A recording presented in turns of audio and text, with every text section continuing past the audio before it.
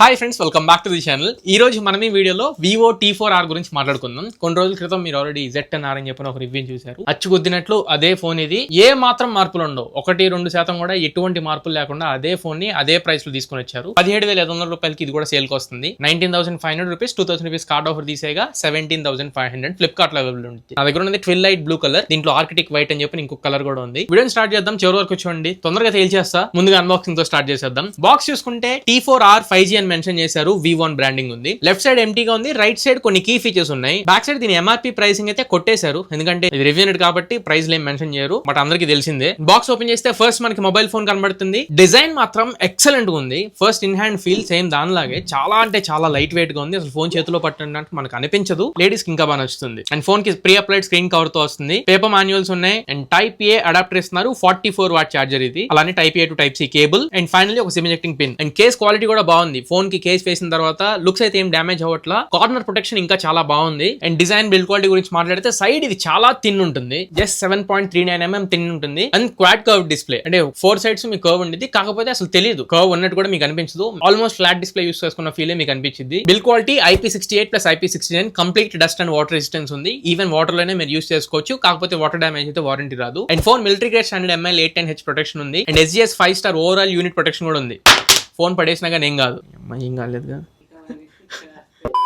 And front display Schott alpha protection తో వస్తుంది. Overall build quality అయితే ఈ ప్రైస్ లో, అంటే 17,500 రూపాయల ప్రైస్ లో మాత్రం సాలిడ్ ఉంది. అండ్ ఇంకా పర్ఫార్మెన్స్ అండ్ ప్రాసెసర్ గురించి మాట్లాడితే ఇది MediaTek Dimensity 7400 ప్రాసెసర్ తో వస్తుంది. 2.6 GHz ప్రైమరీ క్లాకింగ్ స్పీడ్ ఉన్న ప్రాసెసర్ ఇది. కేపబుల్ ఇనఫ్, అంటే ఈ 17,000 రూపాయల బడ్జెట్ లో. అండ్ CPU థ్రాట్లింగ్ ఇవన్నీ మీకు తెలిసింది, అరౌండ్ 6 to 7 lakhs వస్తుంది. అండ్ అరౌండ్ 90% లో థ్రాటిల్ అవుతుంది. BGMI గేమ్ ఆడాలనుకుంటే 60 FPS సపోర్ట్ ఉంది. అంత తోప్ లెవెల్ గేమింగ్ అయితే ఏమీ కాదు. మోడరేట్ గా మీరు గేమింగ్ చేసుకోవాలనుకుంటే ఓకే, బట్ హెవీ గ్రాఫిక్స్ లో హెవీగా మీరు ఎక్స్పెక్ట్ చేసినట్లయితే ఈ ఫోన్ మీకోసం కాదు. బట్ రెగ్యులర్ యూసెస్ కోసం, డే టు డే యాక్టివిటీస్ కి, జనరల్ పర్పస్ ఇట్లాంటివి యూస్ చేసుకోవాలనుకుంటే ప్రశాంతంగా యూస్ చేసుకోవచ్చు. మల్టీ టాస్కింగ్ అవి కూడా బానే ఉన్నాయి. అంటే చిన్న చిన్న యాప్స్ నేను చెప్తుంది, మరి BGMI లాంటి యాప్స్ మెమరీలో ఉంచుకోవట్లేదు. LPDDR4X RAM తో UFS 2.2 స్టోరేజ్ టైప్ తో వస్తున్నాయి. అవే మరి అంత గొప్ప ఫాస్ట్ టైం కావు. 10,000-15,000 రూపాయల్లో అవే కాన్ఫిగరేషన్స్ వస్తాయి మనకి. DDR4X అండ్ UFS 2.2 దీంట్లో అవే ఇచ్చారు. UFS 3.1 ఇచ్చుంటే కనీసం దీంట్లో చేంజ్ చేసి చాలా బాగుండేది. అండ్ టైప్ సి పోర్ట్ ఇది 2.0 జనరేషన్ తో వస్తుంది. Type C pen drive detect చేస్తుంది. అండ్ 1 TB SSDs కూడా డిటెక్ట్ చేస్తుంది. డేటా ట్రాన్స్ఫర్స్ అయితే చేసుకోవచ్చు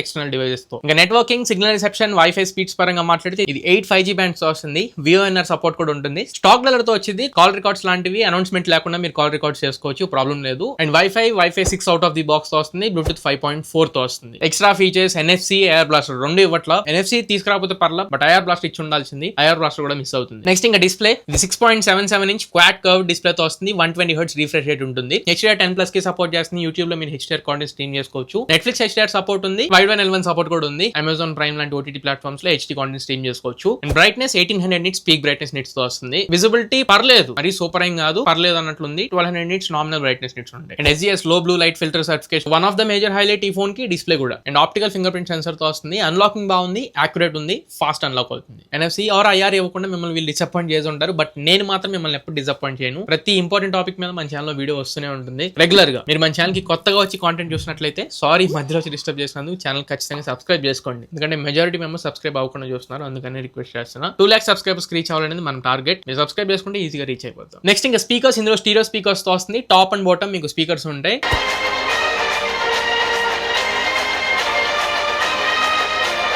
అబౌవ్ యావరేజ్ క్వాలిటీ, కాకపోతే మరి టూ లౌడ్ అయితే లేదు. క్రౌడ్ లో మనం యూస్ చేసుకుంటున్నప్పుడు ఇబ్బందిగానే అనిపించింది. బట్ 300% వాల్యూమ్ బూస్టర్ ఇచ్చుంటే బాగుండేది. దీంట్లో అలాంటి వాల్యూమ్ బూస్టర్స్ ఏమీ లేవు. ఇంకా హ్యాప్టిక్స్ అవి నార్మల్ రెగ్యులర్ హ్యాప్టిక్స్, మనకి 3D హ్యాప్టిక్స్, X-axis హ్యాప్టిక్స్ ఇట్లాంటివి అయితే ఏమీ లేవు. నార్మల్ హ్యాప్టిక్స్ తోనే వస్తుంది, స్పెషాలిటీ ఏం లేదు. నెక్స్ట్ కెమెరా గురించి మాట్లాడాలి. ఈ ఫోన్ లో నచ్చని పార్ట్ నాకు అదే. అరే బాబు మార్చుకోండిరా అని చెప్పని ఆల్రెడీ Z10R లో కూడా మనం చెప్పాము. వీళ్ళు అసలు ఏం పట్టించుకోవాలా, దీంట్లో కూడా ఏం పట్టించుకున్నట్లు నాకు అనిపించట్లేదు. 50 MP ప్రైమరీ కెమెరాతో వస్తుంది. Sony IMX882 సెన్సర్ ని ఇస్తున్నారు. And 2 MP depth sensor. Front మీకు 32 MP కెమెరా వస్తుంది. ఇక్కడ విషయం ఏంటి అంటే HDR యూస్ చేస్తున్నప్పుడు కొంచెం ఇమేజ్ ఎందుకో మొహం కొంచెం వడదెబ్బ కొట్టేసినట్టు, కొద్ది కాలిన ఎఫెక్ట్ లాగా నాకు అనిపిస్తుంది. పోనీ సరే HDR ఆపి మనం ఫోటోస్ తీసుకుందాం అనుకుంటే బ్యాక్గ్రౌండ్ డైనామిక్ రేంజ్ అంతా HDR ఈవెన్ ఆఫ్ లో ఉన్నా కానీ సూపర్ గా వస్తున్నాయి. కానీ ఎక్స్పోజర్ ఎక్కువైపోతుంది అండ్ ఓవర్ బ్యూటీ ఎక్కువ యాడ్ చేసేస్తుంది. నేను బ్యూటీ ఆఫ్ చేసి పెట్టా అండ్ స్కిన్ టోన్స్ అవి కూడా కంప్లీట్ నన్ లో పెట్టేసా. నేచురల్ కూడా నేను సెలెక్ట్ చేసి ఉంచలేదు. అయినప్పటికీ కూడా మేకప్ వేసేస్తుంది. డీటెయిల్స్ అంటారా, ఇంత బ్యూటీ యాడ్ చేసినప్పుడు ఇంకా మనకి డీటెయిల్స్ ఎక్కడ నుంచి కనబడతాయి? మాక్సిమం లేడీస్ యూస్ చేసే వాళ్ళు వాళ్ళ వాళ్ళకి కావాల్సి వచ్చింది మొహం మీద చిన్న చిన్నవి కూడా అసలు ఏం కనపడనివ్వకుండా నీట్ గా ఉండాలని చెప్పి ఎక్స్పెక్ట్ చేస్తారు. బట్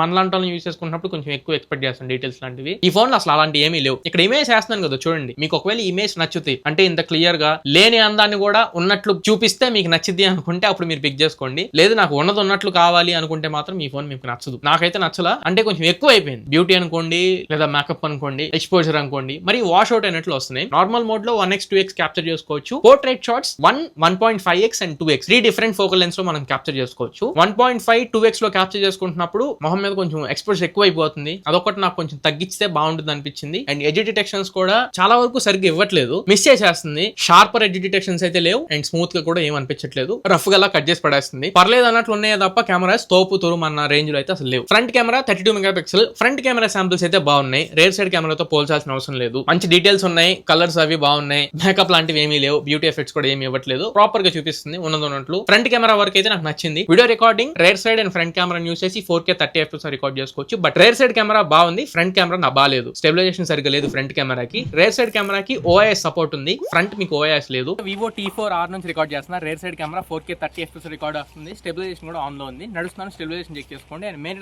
మైక్రోఫోన్స్ మీకు ఆన్ రికార్డ్ అవుతుంది. Vivo T4R నుంచి రికార్డ్ చేస్తున్నా. Front facing camera 4K 30 FPS record చేస్తున్నాను. డే లైట్ లో రికార్డ్ చేస్తున్నా. నడుస్తున్నాను, స్టెబిలైజేషన్ చెక్ చేసుకోండి. అండ్ మెయిన్ మైక్రోఫోన్స్ మీకు ఆన్ రికార్డ్ అవుతుంది. వ్లాగింగ్స్ లాంటివి చేసుకోవాలనుకుంటే ఫోన్ మీరు చూసుకోకుండా వెనక నుంచి తిప్పి తీసుకుంటాను అనుకుంటే తీసుకోండి. ఫ్రంట్ కెమెరా యూస్ చేసి నేను వ్లాగ్స్ చేస్తాను, నడుచుకుంటూ వెళ్తాను అనుకుంటే మీరు చూపిద్దాం అనుకున్నా ఆ ఫుటేజ్ ని చూడడానికి చూసే వాళ్ళకి నచ్చదు. సో ఫ్రంట్ కెమెరాని మెదడులో పెట్టుకుని మీరు దీన్ని తీసుకుంటాను అనుకుంటే మాత్రం అసలు మీ నిర్ణయాన్ని వెనక్కి తీసేసుకోండి. నాకు నచ్చలా, మరి మీకు కూడా నచ్చకపోవచ్చు అని చెప్పి నేను అనుకుంటున్నాను. ఇంకా బ్యాటరీ దీంట్లో 5700 mAh బ్యాటరీతో వస్తుంది. 44 వాట్ ఛార్జింగ్ ని బాక్స్ లో ఇస్తున్నారు. గంట 15 నిమిషాలు, గంట 20 నిమిషాలు పడుతుంది 0 to 100% ఫుల్ ఛార్జ్ చేయడానికి. అగైన్ బడ్జెట్ మనం 17-18 లో ఉంటున్నాం కాబట్టి ఇక్కడ పెద్దగా ఎక్స్పెక్ట్ చేయడానికి లేదు. బట్ డిశ్చార్జ్ పరంగా మాట్లాడితే మాత్రం 1 ఫుల్ వర్కింగ్ డే మీరు ఖచ్చితంగా ఎక్స్పెక్ట్ చేసుకోవచ్చు. మోడరేట్ యూజర్ అనుకుంటే అబౌవ్ ఏ డే కూడా మనం ఎక్స్పెక్ట్ చేయొచ్చు, కంటిన్యూ అవుతుంది నెక్స్ట్ డే కూడా. బట్ హెవీ యూసేజ్ చేస్తాను అనుకున్నా ఒక ఫుల్ వర్కింగ్ డే మీరు ఖచ్చితంగా వాడుకోవచ్చు. అండ్ ఇంకా OS ఆండ్రాయిడ్ వర్షన్స్ వీటి పరంగా అయితే ఇది ఫంటా చాయిస్ 15 బేస్డ్ ఆన్ ఆండ్రాయిడ్ 15 తో వస్తుంది. ఫోన్ ఓపెన్ చేయగానే అప్డేట్ వచ్చింది. ఆ అప్డేట్ చేయండి, అరౌండ్ 300-400 MB ఉంది. దాంట్లో జూలై సెక్యూరిటీ ప్యాచ్ లెవెల్ అయితే ఇంక్లూడ్ చేశారు. అలానే కొన్ని బగ్స్ ఉన్నాయి, అవి ఫిక్స్ చేశారు. కెమెరా బగ్స్ లాంటివి కూడా కొన్ని ఫిక్స్ చేసామన్నట్లు అంటున్నారు, కానీ ఇంకా ఆప్టిమైజేషన్ కుదరలా. And update policy 2+3 years update పాలసీతో వస్తుంది. సో ఇది ఓవరాల్ గా Vivo T4R గురించి కంప్లీట్ ఎక్స్పీరియన్స్. ఒకసారి దీంట్లో ప్లస్ ఏంటి మైనస్ ఏంటి అనే దాని గురించి మాట్లాడితే బిల్ క్వాలిటీ దీనికి మేజర్ ప్లస్ పాయింట్. రెండు డిస్ప్లే బానే ఉంది. ఈ 17,000లో క్వాడ్ కర్వ్డ్